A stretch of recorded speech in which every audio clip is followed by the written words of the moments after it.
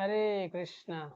तो भक्तों, चतुर्मास प्रारंभ हो गया, तो हमने सोचा कि एक वीडियो बनाया जाए जिसमें चतुर्मास के जो व्रत है, नियम है, क्या करेंगे तो क्या लाभ होगा, वो बिल्कुल एक एक नंबर वाइज बताया जाए। तो आप सबसे प्रार्थना है कि आप लोग जो है एक नोटबुक और पेन ले लीजिए और आगे 2-4-5 मिनट के अंदर जो भी वीडियो में बताया जाएगा उसको नोट करिए और जितना हो सके इस चतुर्मास में पालन करने का प्रयास करिए। तो पॉइंट नंबर 1, धामवास। हमें कोशिश करना है धामवास, ब्रज वृंदावन, मायापुर या कहीं भी किसी न किसी धाम में वास हो, अति उत्तम। बहुत सारे भक्त 4-4 महीने धाम वास करते हैं। हम 4 महीने नहीं कर सकते हैं तो कम से कम 2-4 दिन के लिए ही धाम में अवश्य जाएं। तो धामवास नहीं जा सकते तो मानसिक चिंतन करें धाम का, तो भी उसका फल प्राप्त होगा। दूसरा, दृढ़ता पूर्वक यह निश्चय कर लें कि चतुर्मास में मैं ब्रह्म मुहूर्त में उठकर जप करूंगा। ये निश्चय कर लें कि चतुर्मास, ये 4 महीने हमें दृढ़ता पूर्वक जप करना है। क्यों करना है? क्योंकि भक्तों, इस 4 महीने के अंतर्गत जो भी साधना तपस्या की जाएगी उसका हजारों गुना फल मिलने वाला है। भक्तों के लिए बोनस है, समझिए। तो उस बोनस को प्राप्त करने का प्रयास करना है। ब्रह्म मुहूर्त में उठें और हरि नाम का जप करें, अधिक से अधिक। 16 माला तो करनी ही है, बाकी और अधिक कर सकते हैं तो अति उत्तम।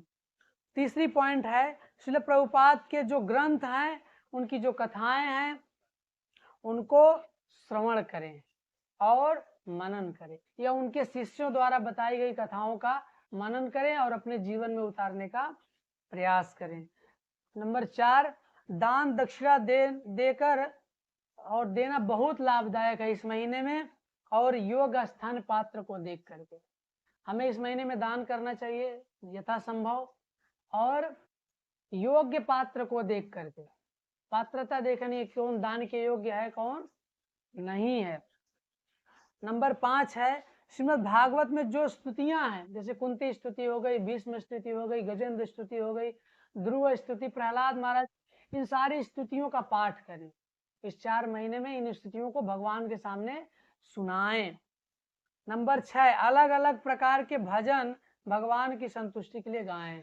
जो भी वैष्णव भजन है वो अगर याद कर सके तो भगवान को सुनाएं, मृदंग और करताल के साथ गाएं, भगवान को बहुत पसंद है।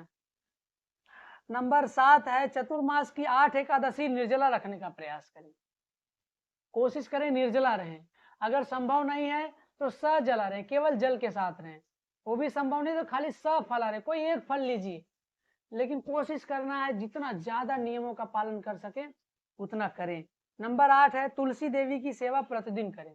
जैसे उनकी आरती करना हो गया, उनकी प्रदक्षिणा करना हो गया, उनके सामने ब्रह्म मुहूर्त में उठकर जप करना हो गया, ये सारे कार्य करने का प्रयास करें। नंबर 9 है, प्रतिदिन दीपदान करें। भगवान को प्रतिदिन दीपदान करना चाहिए, है ना। जैसे हम वो करते हैं ना कार्तिक महीने में भगवान को दीपदान, ऐसे पूरा चतुर्मास दीपदान करना चाहिए, पूर्णतया फल प्राप्त होता है। दामोदर महीने का ही फल प्राप्त होता है हमें। नंबर 10 है, वैष्णव सेवा करें। वैष्णव सेवा करने की बहुत महिमा है। सबसे उत्तम तो होगा वैष्णव को अपने घर बुलाएं और उनको प्रसाद पवाएं, उनकी जिस प्रकार से तन मन धन जिस प्रकार से सेवा कर सकते हैं करें। नहीं तो धाम में भी जाकर वैष्णव की सेवा कर सकते हैं, उनका चरण स्पर्श करें, उनको प्रसन्न करें, उनके मन पसंद स्वादिष्ट व्यंजन बनाकर उन्हें खिलाएं। इस प्रकार से हम वैष्णव की सेवा कर सकते हैं। नंबर 11, ब्रह्मचर्य का पालन करें। ये पूरा 4 महीना ब्रह्मचर्य व्रत का पालन करें, निश्चित आपको बहुत पूर्ण फल मिलने वाला है। नंबर 12 है, निद्रा अवस्था को त्यागें।